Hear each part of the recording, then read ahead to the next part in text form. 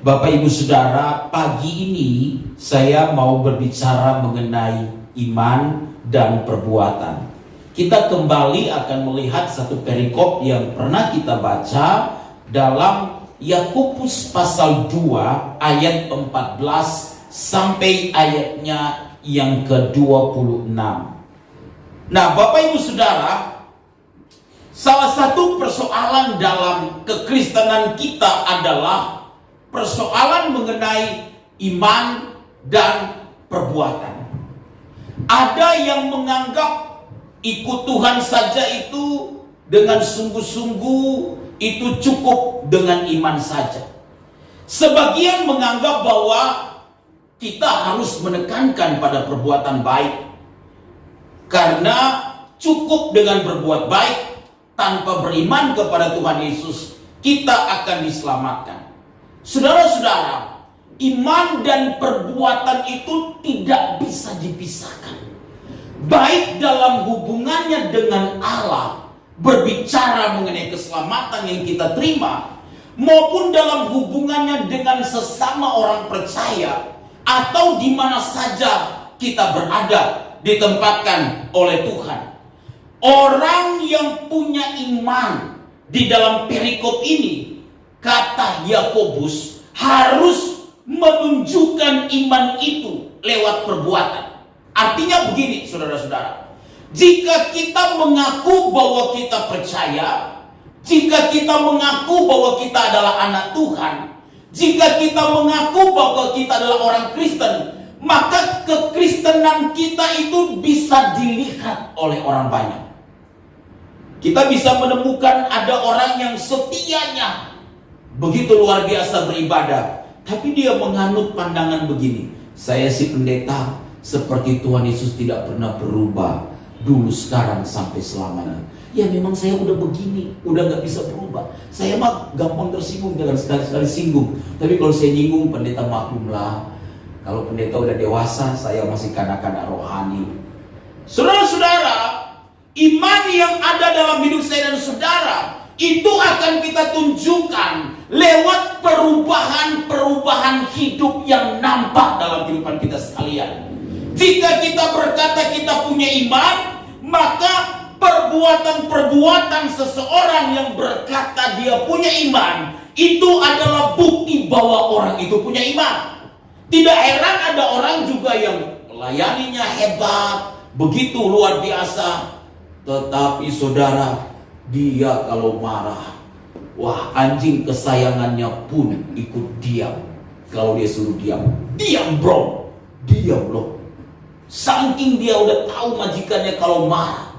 Saya pernah melayani ada seorang ibu, sejujurnya adalah ibu pendeta, ibu gembala. Dia telepon di dalam sebuah pelayanan konseling, dan saya ngangkat teleponnya. Dia berkata begini, Pak, tahu nggak, suami saya khotbahnya itu luar biasa. Ya, tapi tahu nggak Pak, di pipi saya bekas 5 jarinya itu tidak bisa berubah. Tapi pelayanannya hebat, khotbahnya keren, tapi belum ada perubahan hidup yang terjadi. Mengapa? Karena iman dipisahkan dari perbuatan. Karena iman dianggap sebagai sebuah pengetahuan mengenai percayanya kepada Tuhan, tetapi kemudian tidak nampak dalam perbuatan. Perbuatan kita harus kita tunjukkan sebagai orang-orang yang percaya kepada Tuhan. Dimanapun kita berada, kemanapun kita pergi, memang kata Alkitab, orang bisa melihat ada Yesus dalam diri kita. Kenapa saudara? Karena kita ini kan adalah surat Kristus yang terbuka, yang bisa dibaca oleh banyak orang. Saudara-saudara, semakin kita bersedia melayani Tuhan, maka semakin kita harus berkomitmen untuk bertumbuh di dalam Tuhan. Yang mengetahui banyak akan dituntut banyak, kata Alkitab.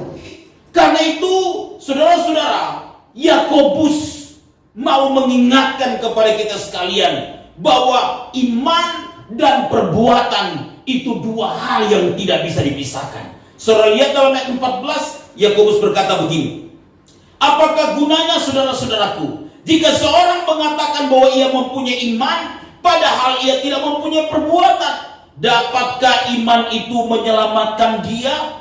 Saudara-saudara, Yakobus mau mengingatkan kepada kita sekalian bahwa iman yang kita miliki, yaitu iman yang menyelamatkan tersebut, harus disertai perbuatan. Mengapa? Karena ini adalah bukti bahwa orang-orang yang punya iman, yaitu iman yang menyelamatkan, buktinya dari mana? Perbuatan dia. Apa perbuatannya? Diubah oleh Tuhan.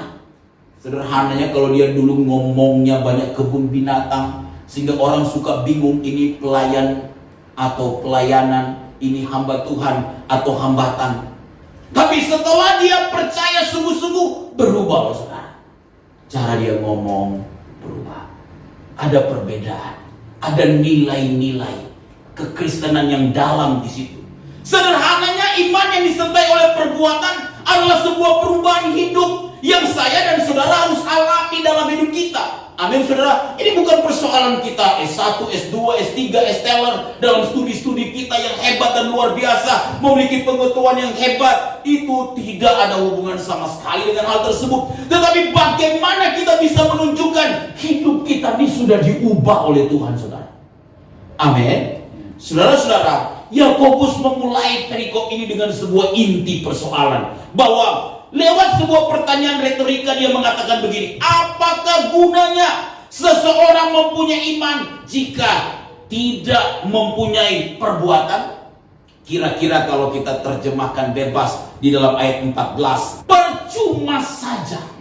Ya, percuma saja jika ada orang Kristen yang berkata bahwa ia punya iman yang menyelamatkan, namun tidak memiliki perbuatan-perbuatan yang membuktikan iman itu. Artinya begini, percuma saja jadi orang Kristen dan berkata, saya Kristen nih, saya udah percaya Yesus nih, saya punya iman yang menyelamatkan saya, namun tidak memiliki perbuatan-perbuatan yang membuktikan iman itu, maka percuma kekristenan kita. Tidak ada faedahnya kekristenan kita. Iman tidak dapat menyelamatkan dalam apa yang Yakobus katakan ini jika tidak dibuktikan dalam perbuatan. Tapi ini bukan berarti bahwa kita diselamatkan karena perbuatan. Bukan saudara. Paulus mengatakan sebab karena kasih karunia kamu diselamatkan oleh iman. Itu bukan hasil usahamu, tetapi pemberian Allah. Itu bukan hasil pekerjaanmu. Jangan ada orang yang memegahkan diri. Paulus pernah nasihati kepada jemaat di Efesus dalam Efesus 2 ayat 8 dan 9 tersebut.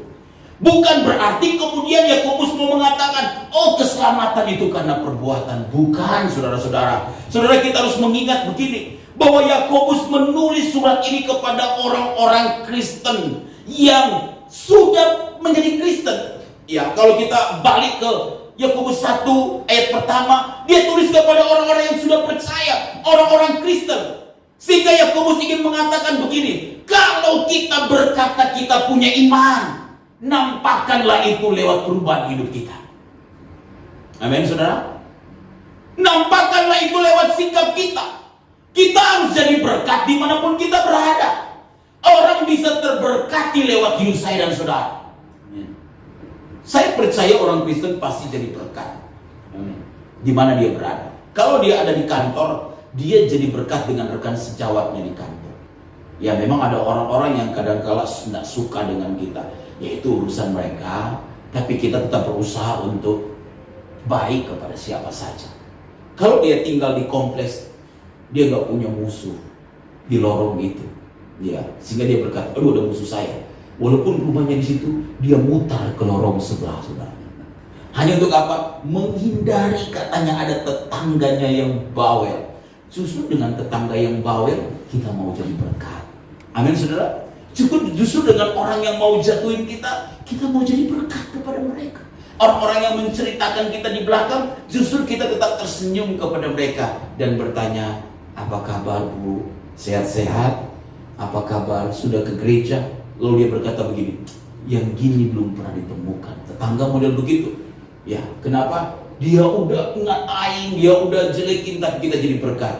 Tapi saudara, kalau kita nggak jadi berkat dengan tetangga, waduh, terjadi perang dunia. Dia putar radio, kita putar TV, volumenya 20, kita naikin 30, dia 40, kita 50, dia 60, kita 70, kalah-kalahin. Waduh saudara, kita ngajak ke dia, ayo ikut ke gereja. Dia berkata, tidak. Mengapa? Karena mereka melihat hidup saya dan saudara. Kata Alkitab, iman tanpa perbuatan ini pada hakikatnya adalah mati. Saudara-saudara, begini konteksnya sebenarnya. Kalau kita lihat ayat 15 dikatakan begini. Jika seorang saudara atau saudari tidak mempunyai pakaian dan kekurangan makanan sehari-hari, dan seorang dari antara kamu berkata selamat jalan, kenakanlah kain panas, makanlah sampai kenyang, tetapi ia tidak memberikan kepadanya apa yang perlu bagi tubuhnya, apakah gunanya itu? Saudara-saudara, ini konteksnya ketika Yakobus berkata demikian. Ada orang Kristen yang diandaikan, ada orang Kristen yang lain yang mungkin sulit, yang mungkin susah, tapi kita tidak mengulurkan tangan, tetapi kita tidak menolong, justru kita menjauh.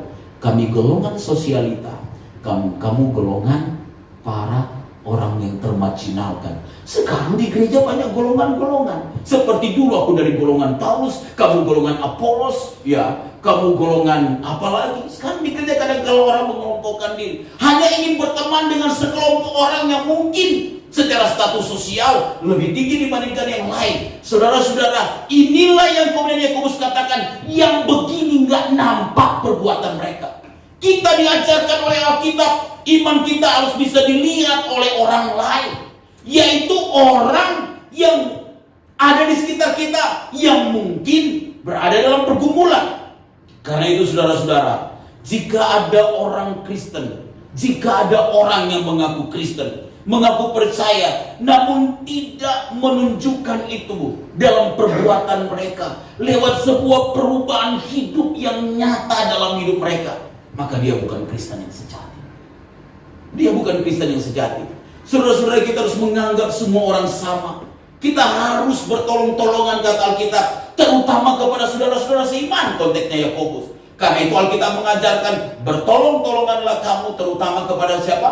Saudara-saudara seiman. Kita memang tidak bisa menolong semua orang, tapi kita setidaknya tidak ingin menyusahkan orang yang butuh pertolongan. Karena itu saudara, ini mengajarkan kepada kita sekalian bahwa iman kalau tanpa perbuatan pada hakikatnya mati. Apa maksudnya dalam ayat 17? Ketika Yakobus berkata, jika iman tidak disertai perbuatan, maka iman itu pada hakikatnya mati. Mati itu artinya nggak produktif.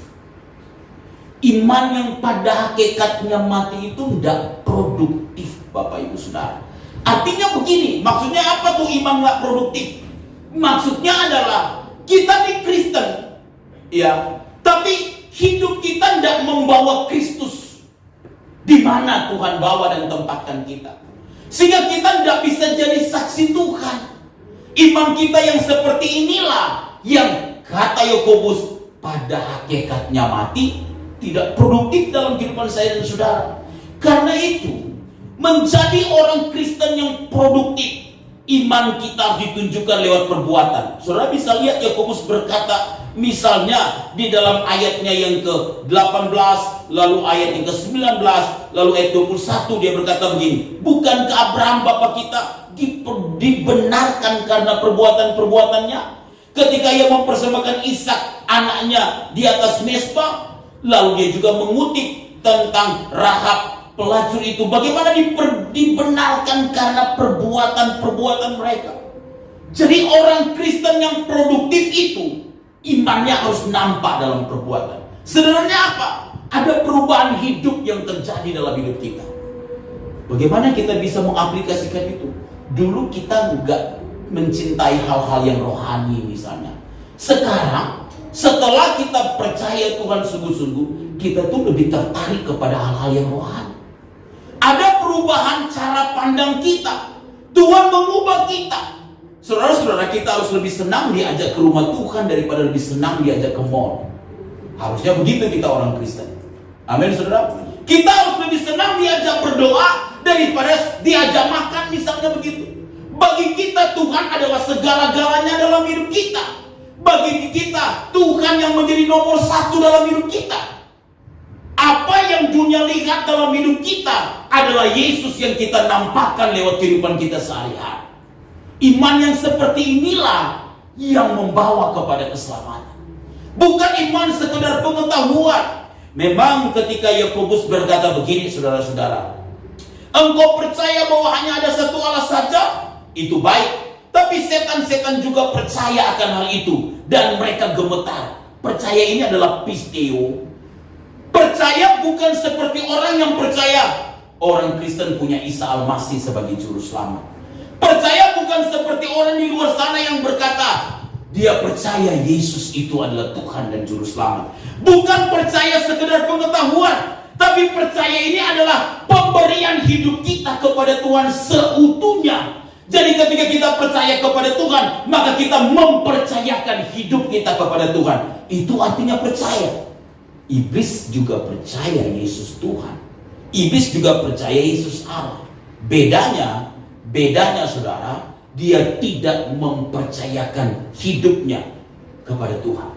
Karena itu iman yang palsu adalah iman yang sekedar dalam argumentasi pandangan kita. Kita percaya Yesus, kita percaya dia Tuhan, kita percaya dia juru selamat, tapi nggak nampak dalam sikap kita, nggak nampak dalam perbuatan kita. Orang Kristen akan bisa mengubah dunia ini dimanapun Tuhan tempatkan dia, jika Yesus yang dia percayai mengubah hidup dia, dan dia juga menyatakan itu lewat keseharian hidup dia, bahwa dia adalah orang Kristen yang sudah diubah oleh Tuhan.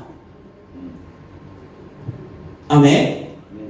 Iman seperti itulah, percaya seperti itulah yang dimaksudkan oleh Alkitab. Saudara-saudara, ketika Yakobus berkata kita dibenarkan karena perbuatan-perbuatan kita, itu tidak sedang dimaksudkan bahwa perbuatan itu menyelamatkan, tapi dimaksudkan bahwa setelah kita mempercayakan hidup kita kepada Tuhan karena percaya kita, maka percaya yang benar harus ada perubahan hidup yang terjadi, harus nampak dalam sikap hidup kita. Karena itulah iman yang model begini yang membawa kesempurnaan. Saudara lihat ayat 22 berkata begini, kamu lihat bahwa iman bekerja sama dengan perbuatan-perbuatan, dan oleh perbuatan-perbuatan itu iman menjadi apa saudara? Sempurna. Iman, kata Alkitab, bekerja sama dengan perbuatan-perbuatan, dan oleh perbuatan-perbuatan itu iman yang saya dan saudara miliki, kata Alkitab, menjadi apa? Sempurna. Sempurna ini dalam teks asli Alkitab teleos ini artinya lengkap, atau utuh, atau dewasa, atau sempurna, yang dalam pengertian bisa mengandung arti tak bercacat. Saudara-saudara, Paulus pernah menyebut hal ini dengan istilah yang disebut dalam Roma 8 ayat 29, bahwa ketika kita dipilih oleh Tuhan, tujuan Tuhan memilih kita agar kita menjadi serupa dengan gambaran anaknya. Ini adalah sebuah kesalehan hidup orang Kristen, yang dia harus menjadi sempurna, artinya menjadi dewasa imannya. Bagaimana iman kita menjadi dewasa? Lewat hidup kita, lewat perbuatan-perbuatan kita yang nampak, yang bisa dilihat orang. Bukanlah pengakuan kita kepada Tuhan bahwa kita percaya, tapi lewat keseharian hidup kita, saudara-saudara. Itulah iman yang sesungguhnya, yang membawa perubahan bagi saya dan saudara. Karena itu tujuan kita di dalam keselamatan kekal yang Tuhan telah berikan bagi kita, bukan hanya supaya kita ketemu Tuhan di langit baru dan bumi yang baru, dalam keselamatan kekal yang Tuhan berikan bagi saya dan saudara, tapi juga adalah supaya kita bertumbuh menjadi serupa dengan Kristus.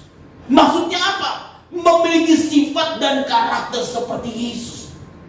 Saudara-saudara, waktu dia melewati Via Dolorosa, sebelumnya dia ditangkap di Taman Getsemani, saudara tahu, dia tidak melawan. Dia adalah Allah dan juga manusia.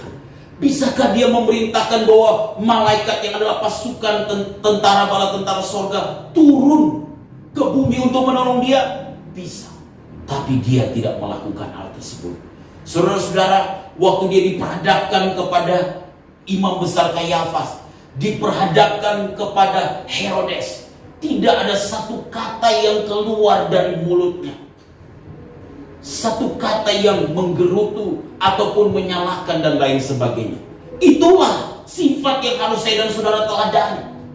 Mari kita menjadi orang-orang yang sabar dalam hidup ini, saudara. Amin.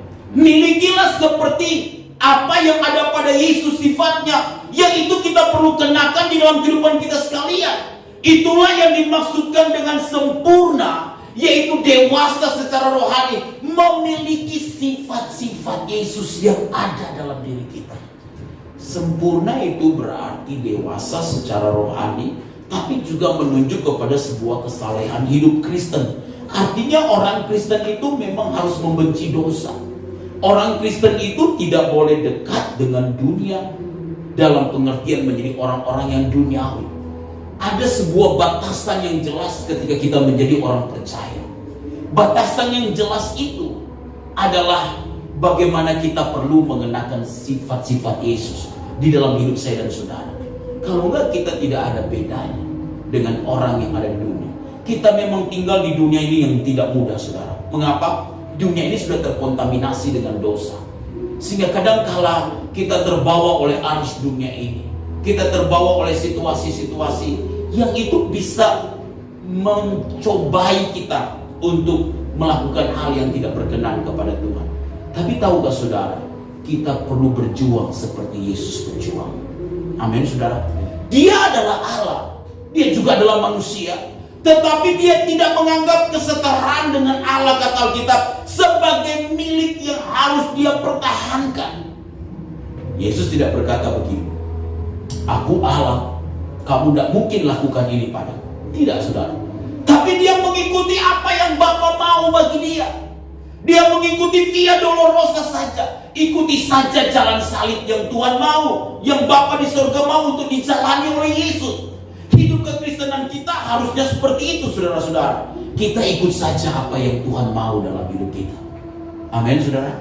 Kalau memang Tuhan mengizinkan kita harus melewati berbagai tantangan, berbagai persoalan, berbagai pergumulan yang tidak mudah kita lalui, ya kita akan ikut saja. Tapi jangan kita berupaya untuk menolong Tuhan dalam tanda petik. Dengan cara apa? Dengan cara melakukan hal-hal yang bertentangan dengan apa yang Tuhan mau. Misalnya begini, kalau Tuhan izinkan kita masih harus diproses, mungkin dalam pekerjaan, ya sudah, kita bersyukur, kita jalani saja, kita berdoa. Kita tidak perlu ngambil pekerjaan lain yang bertentangan dengan apa yang firman Tuhan inginkan. Kita tidak perlu melakukan hal-hal yang bertentangan dengan apa yang Tuhan inginkan dalam hidup saya dan saudara. Amin. Kita ikuti maunya Tuhan, mengenakan manusia baru terus-menerus seperti yang Tuhan inginkan dalam hidup saya dan saudara. Kekristenan harus mengalami perubahan yang seperti ini. Amin, saudara. Mari kita berjuang untuk berubah. Mari kita berjuang untuk berkenan kepada Tuhan. Iman seperti inilah yang dimaksudkan oleh Yakobus, yang disertai dengan perbuatan, yaitu lewat perubahan hidup yang nampak dalam hidup saya dan saudara.